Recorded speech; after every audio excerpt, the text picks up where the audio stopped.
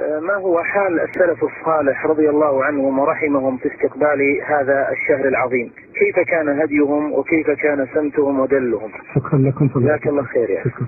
حالة السلف كما هو مدون في الكتب المروية بأسانيد الثقات عنهم أنهم كانوا يسألون الله عز وجل أن يبلغهم رمضان قبل أن يدخل، يسألون الله أن يبلغهم شهر رمضان لما يعلمونه فيه من الخير العظيم والنفع العميم.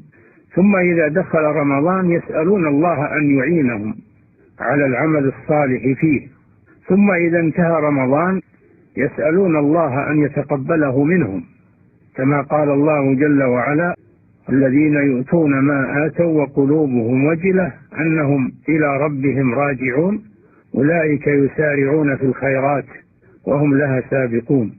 فكانوا يجتهدون في العمل ثم يصيبهم الهم بعد العمل هل يقبل أو لا يقبل، وذلك لعلمهم بعظمة الله عز وجل وعلمهم بأن الله لا يقبل إلا ما كان خالصا لوجهه وصوابا على سنة رسوله من الأعمال.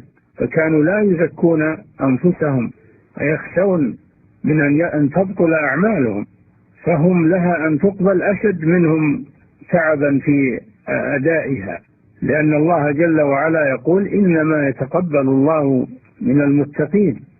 وكانوا يتفرغون في هذا الشهر كما أسلفنا للعبادة ويتقللون من أعمال الدنيا، وكانوا يوفرون الوقت للجلوس في بيوت الله عز وجل، ويقولون: نحفظ صومنا ولا نغتاب أحدا، ويحضرون المصاحف ويتدارسون كتاب الله عز وجل.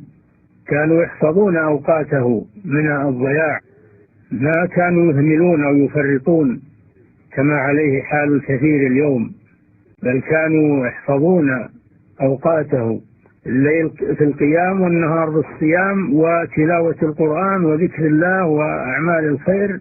ما كانوا يفرطون في دقيقة منه أو في لحظة منه إلا ويقدمون فيها عملا صالحا.